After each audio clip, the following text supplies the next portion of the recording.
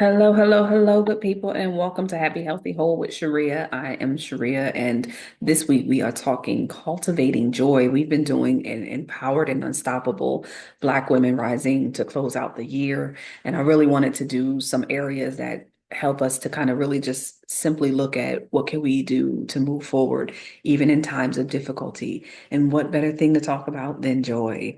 Cultivating it in a way that allows for us to smile, to be happy, and to be present while the world still is difficult and not manageable at times. We still deserve to do those things that we talked about: rest, set boundaries, create a financial legacy that allows for us to help our communities. And then now let's cultivate some joy.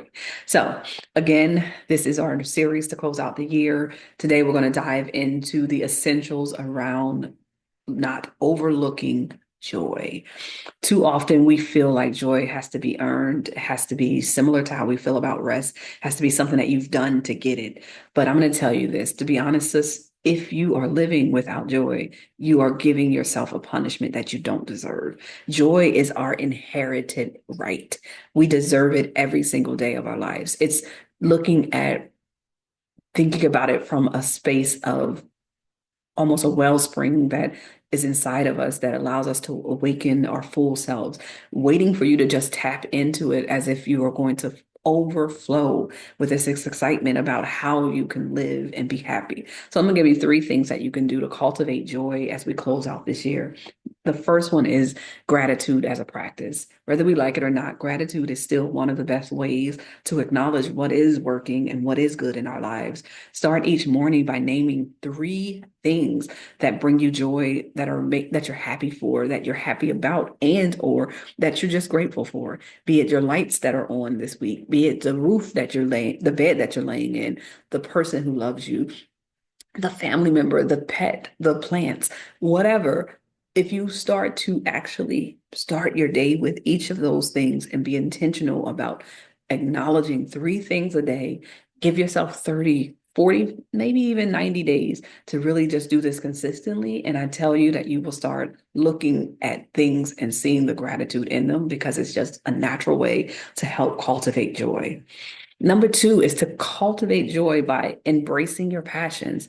Many of us are still struggling and or think we don't know our purpose. But what if life isn't about knowing this ultimate purpose, but being able to demonstrate and acknowledge that we can take risks, that we can try new things and do things until we find something that we're extremely passionate about. So make time for hobbies. Do things that you don't know and or haven't done yet and see if it works. If it doesn't, try something new. For me, that's how I fell in love with understanding that dance was such an important part of me. If you ask me, I'm never going to say I'm this great dancer or I'm going to rock, going to be in some kind of dance team.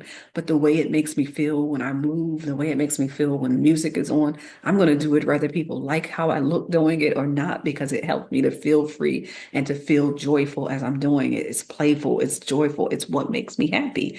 I just stumbled onto it. I've known it in my heart, but I stumbled onto it as a going to classes and going to different classes that I never thought I would take. Back when I was single, taking classes around ballroom dancing or doing things that I wouldn't have done naturally just because it was not my thing. But now, if you ask me, I'm a dancer. I've been a dancer in my soul. Now, am I professional? Am I in the background doing some kind of background dancing for anybody? No. But my point here is test yourself. Find the things that you could really endure, or excuse me, enjoy, where it can become a passion that you actually love. The same can be for cooking.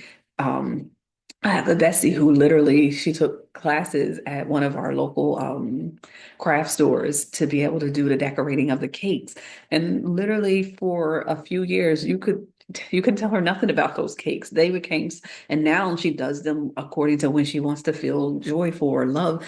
That's just the thing that she does to give as a gift. It now is her passion. She's always loved, and it still is. I mean, I love her food, so I'm kind of like a bias, but her food and passion in cooking is her area. So you find your area. It could be writing, it could be painting, it could be I love creating, I love crafting, but specifically I love actually creating earrings and making jewelry. So I don't do it as often as I used to, but I know when I go back to it, it brings me a place of peace and joy that not as just about creating, but also the gift giving of it. Because many times that's what it is for me. I make them and then I give them to people who would appreciate it according to what I've made, right? So that's my point. Finding and embracing your passion instead of looking at ultimately this purpose that you're going to get to in this destination.